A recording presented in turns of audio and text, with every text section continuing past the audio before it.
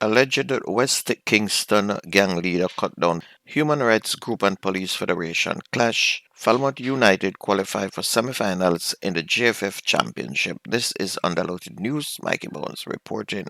More than 100 expectant mothers are set to receive improved maternal care at the Negril Health Center following the donations of $575,000 worth of essentials monitoring equipment by the Sandals Federation. The donation includes a digital beam scale and a vital signs monitor addressing critical needs for monitoring pregnant women at the facility. The donation was made possible through coordinated efforts with the Western Regional Health Authorities, which oversees the facility's operations, and Jamaica Hospital Supplies, the designated supplier that facilitate the delivery of the equipment. Meanwhile, the human rights organization Jamaicans for Justice has characterized as reckless recent remarks by Chairman of the Police Federation Arlene McBean. Sergeant McBean, speaking at the funeral service for Detective Corporal Garfield Letford last Saturday, chided Jamaicans for Justice over a protest planned for April 29 against the high rate of police fatal shootings. She said the watchdog group should also hold placards for the families of police officers gunned down by criminals during its protests. Otherwise, she regards the body a true terrorist. Executive Director of JFJ, Michael Jackson, responded on Monday and said the comment was inappropriate, adding that she hoped good sense will prevail and the Police Federation chairman will seek to withdraw that comment. A 48-hour curfew has been imposed in sections of Red Hills Road in St. Andrew following the shooting of two women in the community on Sunday. The women have been hospitalized in serious condition after being shot by hoodlums who attempted to abduct one of them. This was disclosed by the commanding officer for the St. Andrew North Police Division, Deputy Superintendent Randy Sweeney. It's reported that about 5 p.m. on Sunday, three persons, including the two women, were walking in the vicinity of 108 Red Hills Road when men in a Toyota Mark X motorcar drove up.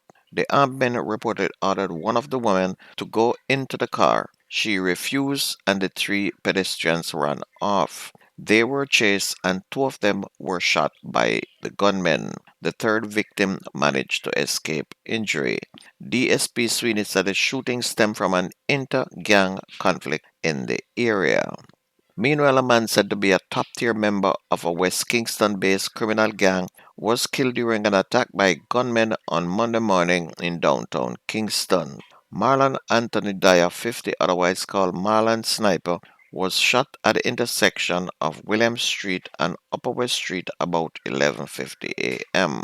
It's reported that Dyer, a deportee, was pounced upon by two masked men armed with handguns. They shot him in the upper body, then escaped along William Street. Dyer was transported to Kingston Public Hospital, where he was pronounced dead. Investigators said that Dyer was a senior member of the Upsetter gang based in the Hannahtown area and was linked to a number of serious crimes, including the sexual assault of women in the community. The police high command has now implemented measures to prevent reprisal from rival gangs in the Kingston Western Police Division. And as the police continue their execution campaign, one man was shot and killed during a police confrontation in St. Elizabeth on Tuesday. Police said about 5:15 a.m. a team carried out an intelligence-led operation in Cambridge and St. Elizabeth in search of a man known as George Griffiths, also called Cookie, and during the confrontation, the man was shot and injured. He was reportedly rushed to the Black River Hospital where he was pronounced dead. The lawmen claim one Smith & Wesson firearm was recovered.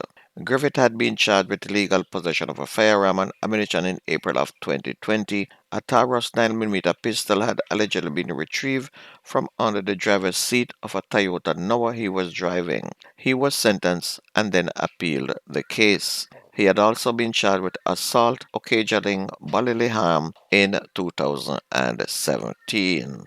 Onto sports, Falmouth United are the first semi-final qualifier for the Jamaica Football Federation Championship after beating Reno 2-1 at Landila Sports Complex on Saturday. The win carried Falmouth to 29 points, which is 5 more than second place Treasure Beach, who were held nil-all by Duncan's United, guaranteeing that Falmouth cannot finish lower than second in the zone after the completion of the first round.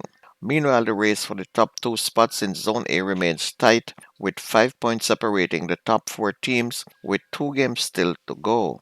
Mead Forest leads with 25 points, which is one more than Lime Hall. Baptiste Alliance are third on 21, and Spanish Town Police fourth on 20, 1 point ahead of True Juice. Meanwhile, that this loss left Reno, a semi-finalist last year, in trouble as they're third on 19 points, which is 5 behind Treasure Beach, who can qualify in the next game.